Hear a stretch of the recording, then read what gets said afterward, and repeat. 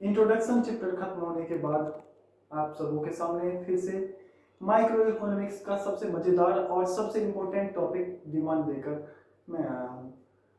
इस चैप्टर में सबसे पहले हम जानने की कोशिश करेंगे कि डिमांड का मतलब क्या होता है, उनसे जुड़े हुए डिटर्मिनेंट्स क्या होते हैं, निर्धारक तत्व क्या होते हैं उसके, और लॉ ऑफ डिमांड क्या होता है। तो चलें बिना टाइम वेस्ट किए हुए हम अपने टॉपिक पर सीधा चले आते हैं और आज का टॉपिक है डिमांड। और डिमांड टॉपिक को सुनने के बाद सबसे पहला क्वेश्चन हमारे सामने आता है कि डिमांड होता क्या है, व्हाट इज डिमांड। तो हम सबसे पहले जानने की कोशिश करते हैं कि हर एक व्यक्ति की कुछ ना कुछ इच्छाएं होती है। उन इच्छाओं को हम अलग अलग 3 भागों में बांट सकते हैं जिसे हम आगे चलकर पढ़ेंगे, लेकिन अभी यहाँ इतना जानना है कि हर एक व्यक्ति की कुछ ना कुछ वस्तु खरीदने की इच्छा होती है। तो मीन्स पहला, desire to purchase any commodity।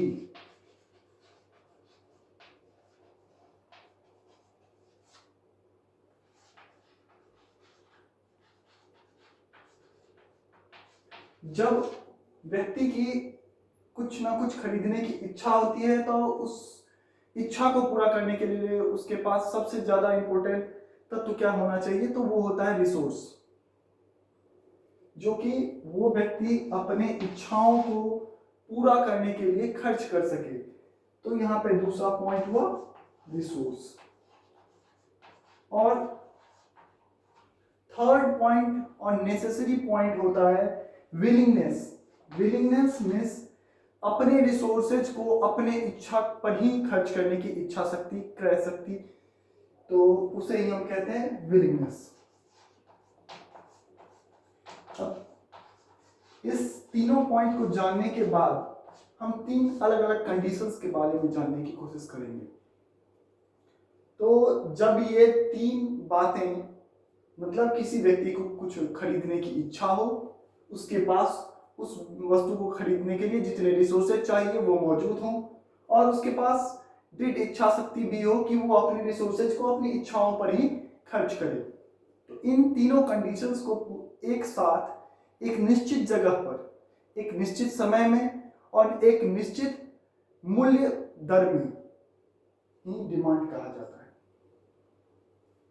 चलिए, तो सबसे पहले जानने की कोशिश करें कि निश्चित समय ही क्यों, निश्चित मूल्य दर ही क्यों, और निश्चित स्थान ही क्यों। तो एक एक एग्जांपल के साथ हम इन तीनों पॉइंट्स को समझने की कोशिश करते हैं। सबसे पहला पॉइंट, एक निश्चित समय पर।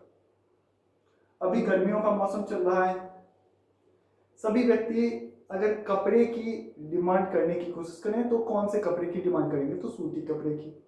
अभी आप में से कोई या हम यहाँ स्वेटर्स, जैकेट वगैरह की डिमांड नहीं करते हैं।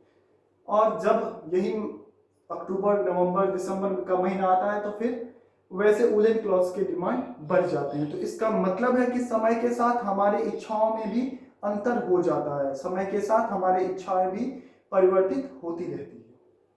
दूसरा पॉइंट था एट अ फिक्स्ड प्लेस, एक निश्चित जगह पर, एक निश्चित स्थान पर।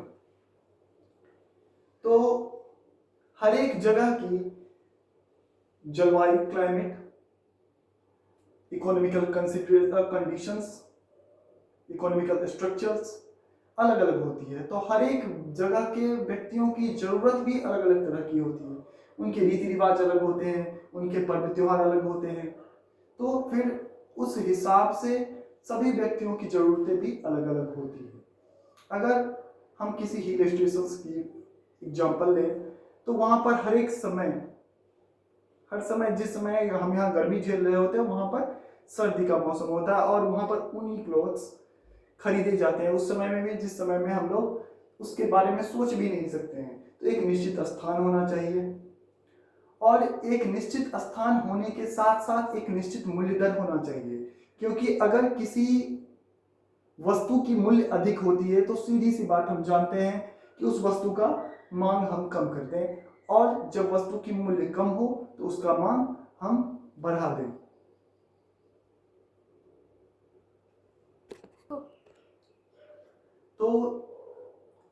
डिमांड की मांग की परिभाषा को जानने से पहले या जानने के बाद हम लोग तो जान चुके हैं जो मांग की परिभाषा क्या होती है। तो मांग की परिभाषा होती है कि एक निश्चित स्थान पर, एक निश्चित समय पर और एक निश्चित मूल्य दर पर अगर किसी व्यक्ति को कुछ खरीदने की इच्छा हो, उसके पास उस वस्तुओं को खरीदने के लिए रिसोर्सेज अवेलेबल हो और वो अपने विलिंगनेस के साथ उन रिसोर्सेज को एक्सपेंड करने की कोशिश करता है, तो उसे ही हम डिमांड कहते हैं। अगर इसे और इजी भाषा में जानने की कोशिश करें तो हम कह सकते हैं कि एक निश्चित समय पर, एक निश्चित स्थान पर कुल मांग की गई मात्रा, मांगी गई मात्रा ये डिमांड कहलाती है। तो चलें इसके डिफिनेशंस को जानने के बाद, इसके कंसेप्ट को जानने के बाद हम आगे बढ़ते हैं और जानने की कोशिश करते हैं कि एक मार्केट में किसी वस्तु का डिमांड कम होगा या अधिक होगा, वो किन किन चीजों पर निर्भर करता है, किन किन बातों पर निर्भर करता है। तो ऐसे टॉपिक को हम डिटरमिनेंट्स, ऐसे पॉइंट्स को हम डिटरमिनेंट्स के नाम से जानते हैं। डिटरमिनेंट्स का अर्थ हुआ निर्धारक तत्व। तो हमारा अगला टॉपिक है डिटरमिनेंट्स ऑफ डिमांड।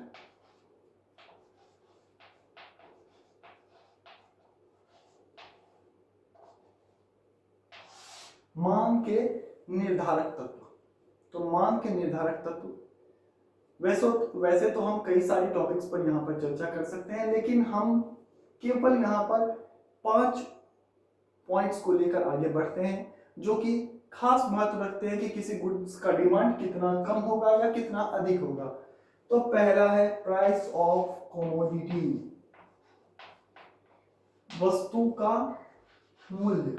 जिस वस्तु का डिमांड हम चाह रहे हैं, करने जा रहे हैं, उस वस्तु का मूल्य सबसे पहले उस वस्तु के मांग को प्रभावित करता है और किसी वस्तु के अपने मूल्य को हम P से डिनोट करते हैं। तो जानने की कोशिश करते हैं। अभी कुछ विगत वर्षों से हमारे देश में प्याज की प्राइसेस जो है कभी बहुत ज्यादा हाई हो जाती है, तो फिर कभी अपने रेगुलर प्राइस पर वो बिकना शुरू होती है। तो सिंपल सा एग्जांपल है जो सभी के साथ घटित होता है। तो आप जानने की कोशिश करें, जब प्याज 100, 125 या 150 रुपए केजी था तो उस समय आप कितना डिमांड करते थे प्याज की। तो मेरे हिसाब से हर एक व्यक्ति जब प्याज का प्राइस 150 या 200 या 100 हुआ होगा, उस समय उसका उपयोग कम से कम करने की कोशिश करता था और इसी कारण डिमांड भी क्या करता था, कम करता था। इसका मतलब प्राइस जब बढ़ता है किसी भी वस्तु का तो उस वस्तु का डिमांड स्वतः कम हो जाता है, खुद ब खुद कम हो जाता है। अब अगर बात करें अभी की कंडीशंस के, नॉर्मल कंडीशंस के, तो अभी प्याज के प्राइसेज अप्रोक्सीमेट गिरकर 25 या 30 रुपए हो चुके हैं। तो क्या इस डिमांड पर कोई फर्क आया है? घटते हुए डिमांड, जब प्राइस बढ़ रहा था प्याज का तो उस समय में उसका डिमांड बहुत ही कम हो रहा था। तो क्या अब प्राइस के घट जाने से इसमें कोई चेंज आया है या नहीं? हाँ, आया होगा। आप लोग देखते होंगे कि आप अब जब मार्केट जाते होंगे तो आप प्याज का डिमांड ज्यादा करते होंगे। तो यदि किसी वस्तु का प्राइस घटता है तो उसका डिमांड खुद ब खुद बढ़ जाता है। तो इस दो बातों से पता चलता है कि किसी भी गुड्स के प्राइस में और उसके क्वांटिटी डिमांड में इनवर्स रिलेशन होता है।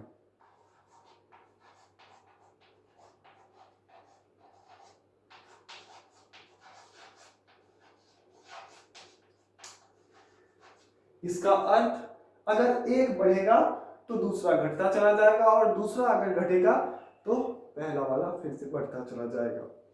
तो मांग के पहले निर्धारक तत्व प्राइस ऑफ कमोडिटी के बारे में जानने के बाद हम चलते हैं इसके दूसरे सबसे महत्वपूर्ण निर्धारक तत्व प्राइस ऑफ रिलेटेड कमोडिटी की तरफ। प्राइस ऑफ रिलेटेड कमोडिटी, और इसे डिनोट किया जाता है P और R से। तो यहां पर प्राइस ऑफ रिलेटेड कमोडिटी का अर्थ हुआ संबंधित वस्तुओं का मूल्य। वस्तुएं इंसान नहीं होती है जिसमें इंसानी संबंध हुआ करे, तो वस्तुओं में किस तरह का संबंध होता है, तो इसको जानने के लिए केवल हम दो संबंधों पर चर्चा करते हैं। इससे पहले ये जान लें कि या तो वस्तु एक दूसरे से संबंधित होंगे या फिर नहीं होंगे। तो अगर संबंधित नहीं होते हैं तो उस संबंध में हमें कोई बात करनी ही नहीं है, और अगर संबंधित होते हैं तो फिर कौन सी बात करनी है। तो इसमें पहला संबंध होता है सब्स्टिट्यूट का,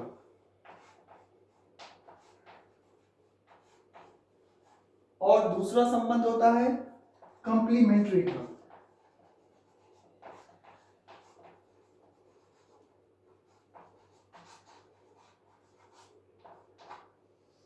तो सब्स्टिट्यूट और कंप्लीमेंट्री दोनों शब्दों के बारे में आप जानते ही होंगे।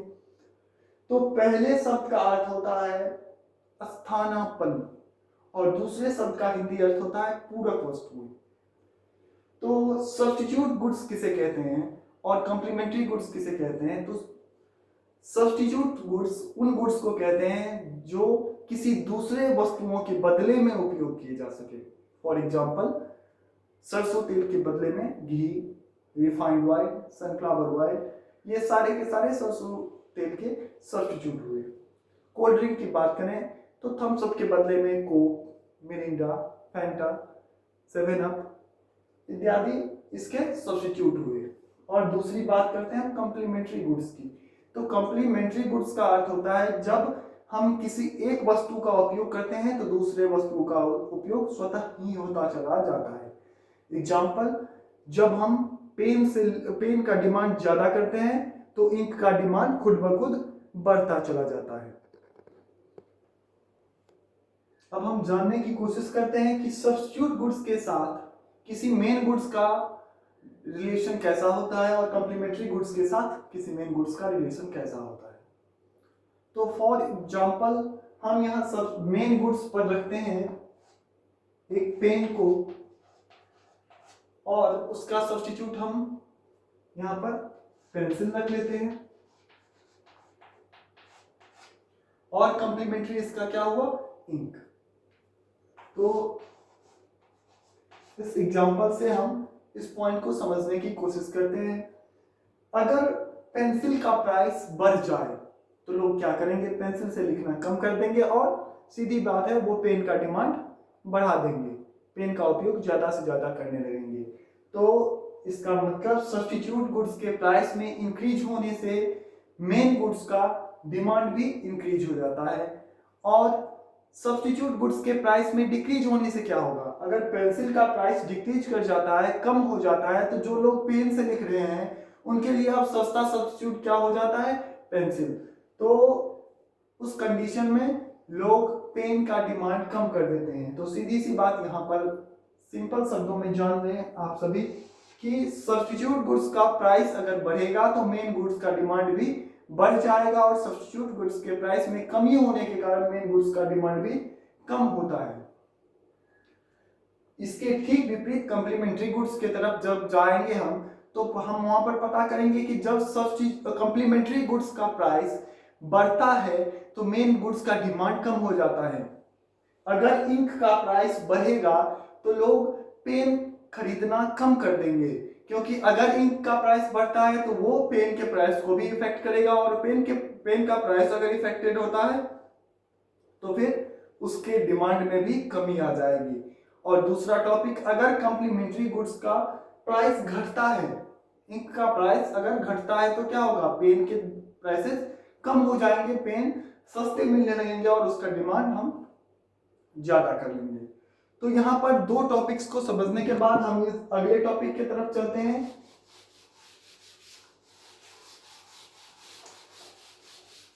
अगले डिटरमिनेंट्स की तरफ चलते हैं जो कि होगा इनकम।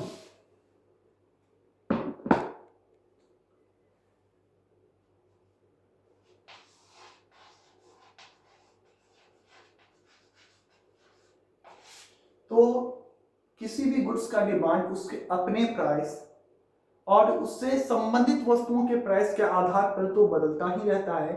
साथ ही साथ जो कंज्यूमर्स उसे खरीदने की इच्छा रखते हैं, खरीदने की कोशिश करते हैं, उनके डिमांड के आधार पर भी, उनके इनकम के आधार पर भी बदलता रहता है। अगर एक व्यक्ति की आय अधिक हो तो वह किसी वस्तु को अधिक से अधिक खरीदने की कोशिश करेगा, और उस व्यक्ति की आय अगर कम हो जाती है तो फिर वो उन गुड्स को कम खरीदता है। ये तो हम सिंपल शब्दों में कह सकते हैं। अगर इससे ज्यादा जानना हो हमें इसके बारे में तो हम पहले गुड्स को 3 अलग अलग भागों में बांट लेते हैं, बदल देते हैं। तो वो देखेंगे आप सभी। पहला टाइप हुआ लग्जरी,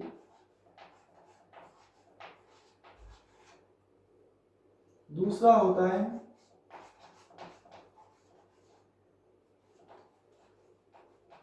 नेसेसिटी, और तीसरा होता है इंफीरियर।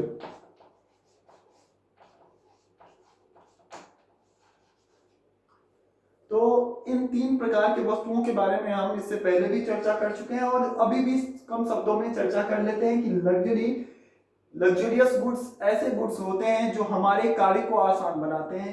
नेसेसिटी गुड्स ऐसे गुड्स होते हैं जो हमें धरती पर सरवाइव करने के लिए आवश्यक होते हैं। और तीसरा होता है इंफीरियर गुड्स। ये ऐसा गुड्स होता है जब हमारा इनकम कम होता चला जाता है तब हम इस गुड्स को परचेज ज्यादा से ज्यादा करते हैं। तो अब इन तीनों पर इनकम का अलग अलग तरीके से इफेक्ट होता है। अगर इनकम बढ़ रहा है तो हम इन लग्जरियस गुड्स जो है वो अधिक से अधिक खरीदने की कोशिश करेंगे। यदि हमारा इनकम बढ़ता है, हमारे पास खाने के सभी सामान हैं, हमारे पास पहनने के लिए कपड़े भी है, घर भी है हमारे पास जो रहने के लिए आवश्यक होता है। नेसेसिटीज गुड्स में मेनली 3 बातें ही आती है, फूड, क्लॉथ्स एंड शेल्टर। तो ये तीनों चीज अवेलेबल होने के बाद अगर हमारे पास इनकम हमारा बढ़ता है तो हम क्या करते हैं, पंखा खरीदेंगे, एसी लगवाएंगे, कार खरीदेंगे, बाइक खरीदेंगे, साइकिल खरीदेंगे। वो व्यक्ति के अपने इच्छा अनुसार, अपने संतुष्टि के हिसाब से, अपने कार्यों के हिसाब से निर्धारित करना पड़ता है कि कौन से लग्जरियस गुड्स का इस्तेमाल वो करेंगे और कौन से गुड्स का।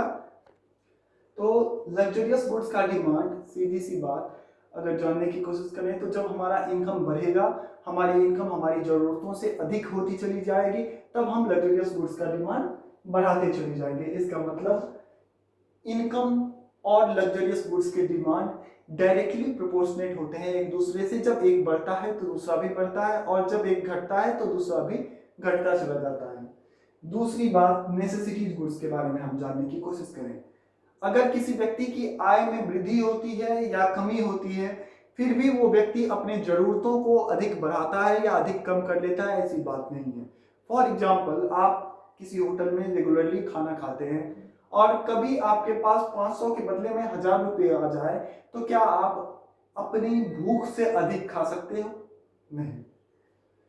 अगर अभी गर्मी के मौसम में एक सूती कपड़ा एक व्यक्ति को पहनने के लिए काफी होता है, आवश्यक होता है, तो फिर अगर किसी व्यक्ति के पास बहुत ज्यादा इनकम हो तो वो 3 या 4 कपड़े पहनता है? तो नहीं।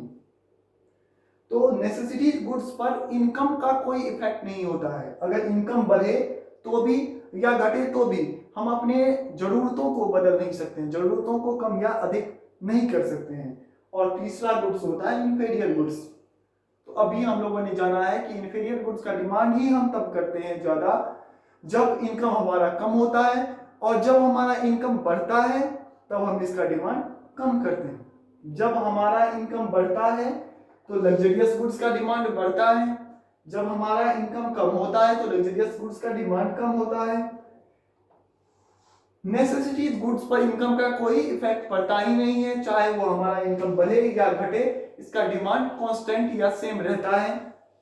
और तीसरा है इंफीरियर गुड्स। जब हमारा इनकम कम होता है तो इनका डिमांड ज्यादा होता है, और जब हमारा इनकम अधिक होता है तो इनका डिमांड कम होता है। तो इन 3 डिटरमिनेंट्स को जानने के बाद हम तेजी से चौथे डिटरमिनेंट्स की तरफ बढ़ते हैं, और वो डिटरमिनेंट्स है taste and preference.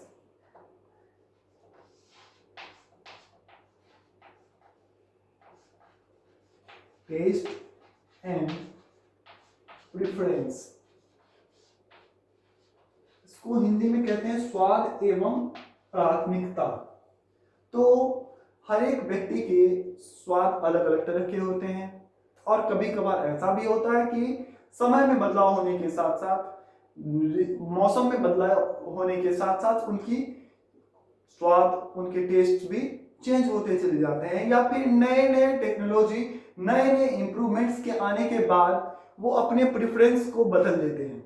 For example, अगर आज से 10 साल पहले या 15 साल पहले हम जाएं तो लोग टेलीविजन खरीदने के लिए जब जाते थे तो वो ब्लैक एंड व्हाइट टेलीविजन खरीदते थे। उसके बाद कलर टेलीविजन हम लोगों के पास आया, हम लोगों के लिए मार्केट में उपलब्ध कराया गया। तो फिर वहां पर लोगों के पास दो चॉइसेस होते थे कि या तो आप ब्लैक एंड व्हाइट टीवी लें या फिर कलर टीवी। तो उस कंडीशन में लोग प्राथमिकता देते थे कलर टीवी को, क्योंकि नई टेक्नोलॉजी थी। उसके बाद एलसीडी, एलईडी, कई तरीके के टेलीविजन आते चले गए और लोगों को अपने इनकम के हिसाब से, अपनी जरूरतों के हिसाब से, अपने स्थायित्व के हिसाब से ये डिसाइड करना होता है कि कई सारे ऑप्शंस में से हम कौन से ऑप्शंस को चूज करते हैं, और जिस ऑप्शंस को चूज करते हैं वही हमारी प्राथमिकता होती है। अगर किसी वस्तु के लिए टेस्ट एंड प्रेफरेंस हमारा पॉजिटिव हो तो उस वस्तु का डिमांड ज्यादा होगा, और टेस्ट एंड प्रेफरेंस नेगेटिव होने के कारण किसी वस्तु का डिमांड कम हो जाता है। इसके बाद फिफ्थ और लास्ट टॉपिक, जिसको हम अदर कॉजेज या अदर डिटरमिनेंट्स के नाम से भी जान सकते हैं। तो एक पॉइंट जो आप लोगों को यहाँ पर बताना छूट गया है वो है इनकम को डिनोट किया जाता है या तो वाई से और कहीं कहीं आई से भी। आई फॉर इनकम तो ये पता चलता है, मगर वाई क्या होता है? वाई मीन्स होता है यील्ड, और यील्ड जो है वो इनकम का ही दूसरा नाम है। टेस्ट एंड प्रेफरेंस को हम टी से डिनोट करते हैं और अदर फैक्टर्स को या अदर्स को हम ओ से डिनोट करते हैं। और अदर्स में हम तीन बातें जानते हैं, तीन बातें जानने की कोशिश करते हैं कि एक तो साइज ऑफ पॉपुलेशन, अगर किसी जगह की, किसी स्थान की जनसंख्या कम हो तो वहां पर किसी गुड्स का डिमांड क्या होगा? कम होगा, और किसी जगह की जनसंख्या अधिक हो तो वहां पर गुड्स का डिमांड अधिक होगा। दूसरा, इनकम ऑफ पॉपुलेशन, तो जिस तरीके से इनकम ऑफ हाउस होल्ड या इनकम ऑफ इंडिविजुअल को जाने हैं हम यहाँ पर, उसी तरीके से इनकम ऑफ पॉपुलेशन भी इफेक्टिव करती है किसी भी वस्तु के डिमांड को। और तीसरी बात ये होती है कि कंपोजिशन ऑफ पॉपुलेशन क्या है, मतलब जनसंख्या की बनावट किस तरह की है। अगर किसी जगह बच्चे लोगों की मात्रा ज्यादा है तो वहां पर खिलौनों की डिमांड्स अधिक होंगे, कहीं बूढ़े की मात्रा ज्यादा है तो वहां पर ऐनक, छड़ी, इन सभी वस्तुओं की डिमांड्स अधिक होगी। तो इस टॉपिक को खत्म करने के बाद, डिटरमिनेंट्स ऑफ डिमांड को हम खत्म करने के बाद नेक्स्ट टॉपिक पर चलते हैं जो कि है लॉ ऑफ डिमांड।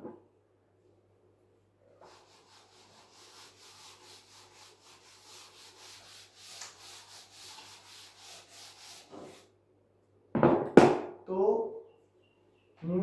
नेक्स्ट और important topic, law of demand को जानने से पहले हम ये जानने की कोशिश करते हैं कि लॉ ऑफ डिमांड इफेक्टिव कब होता है। तो अभी तक हम लोगों ने 5 डिटरमिनेंट्स ऑफ डिमांड पढ़े हैं।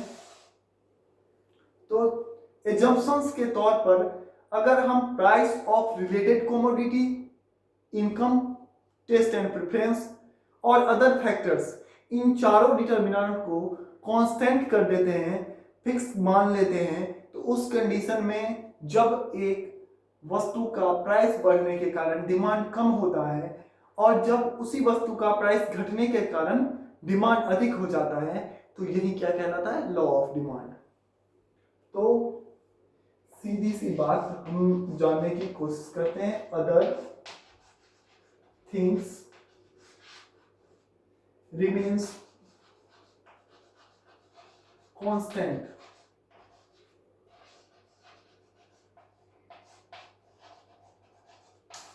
अदर थिंग्स में यहाँ पर क्या क्या बातें आएंगी, तो पी आर वाई टी और ओ, मतलब price of related goods, income, taste and preference और अदर फैक्टर्स। जब ये चारों चीजें कांस्टेंट हो तो लॉ ऑफ डिमांड क्या है। और जब इन बातों को हम जानते हैं तो पता चलता है कि जब चारों चीजें कांस्टेंट हो तो उस कंडीशन को हम कहते हैं सेटिरिस पेरिपस।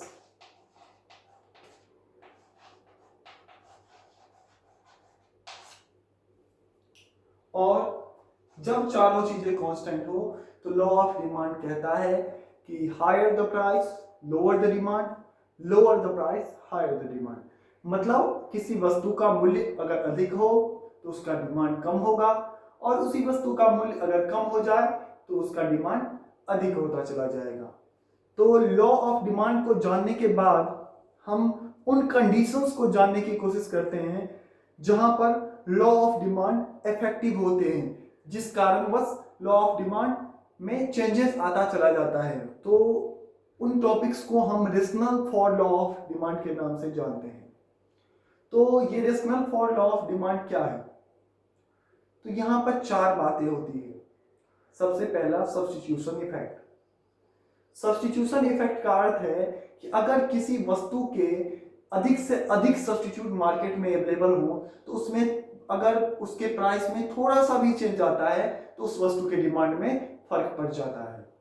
लेकिन अगर ऐसी कोई वस्तु हो जिसका कोई सब्स्टिट्यूट मार्केट में अवेलेबल ना हो या कम सब्स्टिट्यूट मार्केट में अवेलेबल हो तो उस कंडीशन में उसके थोड़े बहुत प्राइस चेंजेस से भी उसके डिमांड पर कोई असर नहीं पड़ता है। दूसरा होता है इनकम इफेक्ट। इनकम इफेक्ट बस उसी तरह का होता है जिस तरीके से हम लोगों ने इनकम ऑफ हाउस होल्ड को तीन अलग अलग प्रोडक्ट्स पर इंपैक्ट देखा था। और तीसरा पॉइंट है नंबर ऑफ कंज्यूमर्स। तो नंबर ऑफ कंज्यूमर्स अगर हाई हो किसी जगह पर तो वहां पर डिमांड बढ़ता है किसी गुड्स का और इलास्टिक भी होता चला जाता है, और जहां पर नंबर ऑफ कंज्यूमर्स कम हो तो वहां पर किसी गुड्स का डिमांड लेस इलास्टिक और कम होता है। और चौथा rational of law of demand है law of diminishing marginal utility. इस पॉइंट को हम जब कंज्यूमर्स बिहेवियर चैप्टर पर जाएंगे तो वहां पर अच्छी तरीके से पढ़ेंगे। केवल नाम के लिए आप इतना याद रख लें, हम इतना जान लें यहाँ पर कि यहाँ पर चार rationals for law of demand होते हैं। पहला सब्स्टिट्यूशन इफेक्ट, दूसरा इनकम इफेक्ट, तीसरा नंबर ऑफ कंज्यूमर्स और चौथा law of diminishing marginal utility. और आज का क्लास हम इसी टॉपिक के साथ अंत करते हैं। अगले क्लास में हम जानेंगे डिमांड से रिलेटेड और कई सारे टॉपिक्स।